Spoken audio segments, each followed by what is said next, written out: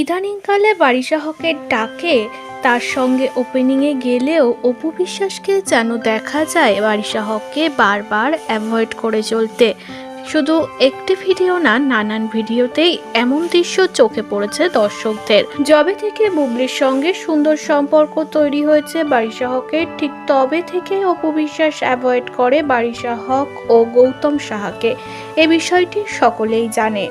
একটা সময় একটা ইন্টারভিউতে এমনও জানিয়েছিল অভিনেত্রী অপু বিশ্বাস, ওরা বেঈমান। বেঈমানি করা কাকে বলে ওদের থেকে শেখা যায়। আমি কোনো স্পেসিফিক কোনো মানুষকে কেন্দ্র করে বলতে চাই না, মানে ভুল ছিল। আমি বলতে চেয়েছি যে আমার যে সময় যেটা করা উচিত ছিল সেটা আমি না করে আগ বাড়িয়ে করেছি।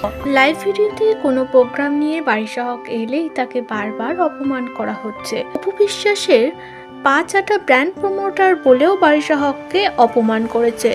অবশেষে যোগ্য জবাব দিয়ে সকলকে চুপ করালেন বারিশা হক। অন্য আরেকজন এটা পাঠানো আরেকটু দাও। সো অনেকে বলে না যে আমি হচ্ছে নায়িকাদের পা চেটে চেটে ওই জায়গায় রাখি। সো প্রশ্নটা হচ্ছে যে নায়িকাদের পা চেটে আমার কি লাভ বলেন তো? নায়িকারা তো আমাকে কোনো কাজ দেয় না, নায়িকারা আমাকে কোনো কাজ দেয় না। আমি নায়িকাদের নিয়ে কাজ করি, নায়িকাদের কাজ দেই, আমি সেলিব্রিটি এনরোলমেন্ট করাই এবং আমার প্রোডাকশন হাউস থেকে আমি বিগ বাজেটে কাজ করাই হিরো হিরোইনদের দিয়ে, হ্যাঁ, মডেল সেলিব্রিটিসদের দিয়ে। তো সেলিব্রিটি এনরোলমেন্টের কাজ তো আমার এজেন্সি করে, আমার নিজস্ব এজেন্সি আছে ভাই। তো আমার তাদের পা চেটে কি লাভ?